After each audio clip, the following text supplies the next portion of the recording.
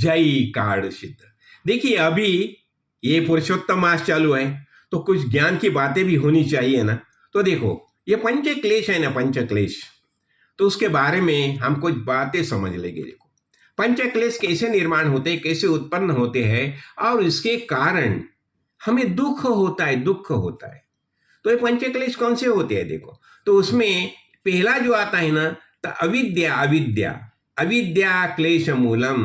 अविद्या ये क्लेश का मूल है, ये दुख का मूल है। अविद्या यानी अज्ञान। देखो तो अभी अविज्ञा अज्ञान है, ये दूर करना होगा तो हमें ज्ञान प्राप्त करना चाहिए, और ज्ञान प्राप्त करना चाहिए तो हमें सदगुरु ज्ञानी महापुरुष को शरण लेनी चाहिए, वही हमें शुद्ध ज्ञान का प्रबोधन करेंगे ना। तो देखो क्या होता है, ये खुद को भूल जाना, अविद्या यानी खुद को भूल जाना, अज्ञान अज्ञान। हाँ, और इससे क्या होता है, खुद को नहीं पहचानना। हम खुद को शरीर ही समझते हैं। क्यों? बचपन से हम जो देखते हैं ना, दृष्टि से क्या देखते हैं, शरीर ही देखते हैं, और हमें लगता है मैं शरीर ही हूं।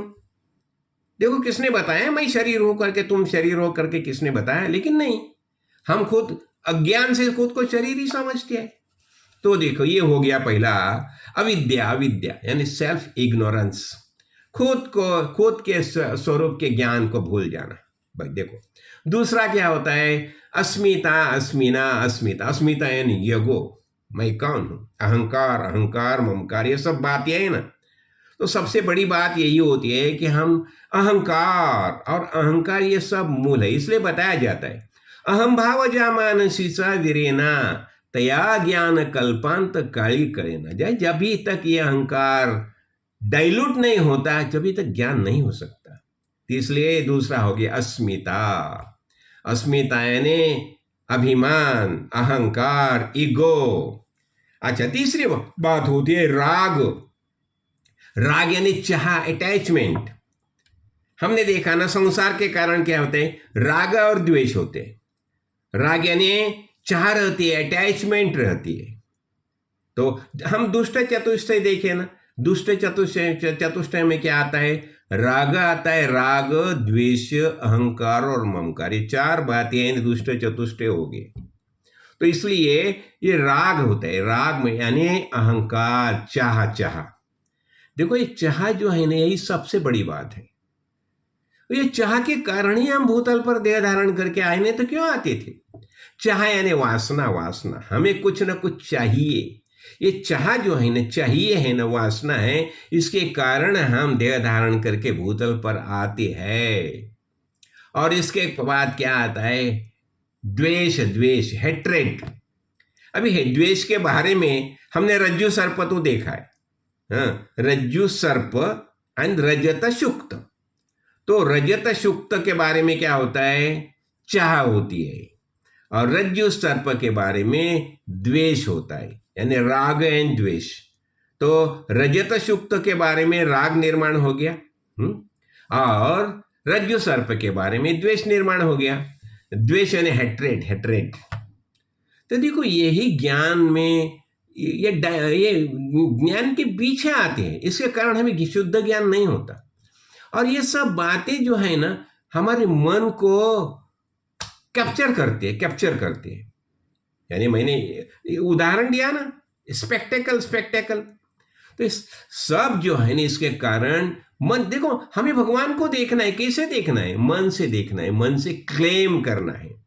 लेकिन ये राग द्वेष, द्वेष आ गया यानी हेट्रेड आ गया। फिर क्या होता है, अभिनिवेश। अभिनिवेश यानी क्या होता है, देखा, अभिनिवेश ये भी एक भी बहुत बड़ी बात होती है। Attachment to body and life, मरण भय। देखो ये होता है, यानी हम बॉडी को अटैच रहते हैं, इसलिए हम डरते हैं ना, इनसिक्योरिटी, सेंस ऑफ इनसिक्योरिटी, यानी मरण भय। हाँ, अफेक्शन और डिवोशन। तो ये सब बातें जो है ना, तो हमें डाइल्यूट करने हैं। और इसके कारण क्या होता है, हमारा मन जो है ना, मन जैसा चाहिए वैसा कार्य नहीं कर सकता। तो मन यानी भगवान ने हमें भगवान की डोनेशन है, डोनेशन दिया है भगवान ने, देणगी है, देणगी भगवान की। भगवान ने हमें मन दिया है, और मन का सामर्थ्य क्या है, ये मन जो है ना, वो चेतन परमात्मा जो है, चेतन परमात्मा, उससे संवेद ग्रहण करने की क्षमता मन में रहती है। इसलिए मन बहुत महत्वपूर्ण माना जाता है। इसलिए बताया ना, मन एवं मनुष्याणाम कारणम बंध मोक्ष, यानी मन के कारण ही हम बंधन में आते हैं और मन के कारण ही हम मुक्त होते हैं। यानी मुक्त होगा तो मन को हमें रिफाइन करना चाहिए। मन को कैसे करना चाहिए? एकाग्र करना चाहिए, शुद्ध करना चाहिए, हाँ, और विशाल करना चाहिए। हम बताते हैं ना, चित्तस्य शुद्धये कर्म न तो वस्तुपलब्धये वस्तु सिद्धिर विचारेण न किंचित कर्म कोटि भी। तो ये बातें जो है ना, ये पंच क्लेश है ना, देखो शास्त्र में अनेक बातें समझाई, और समझाने का कारण एक ही होता है कि क्यों न प्रयत्न पूर्वक हमें उनसे छुटकारा पाना चाहिए। और ये कैसा हो जाएगा?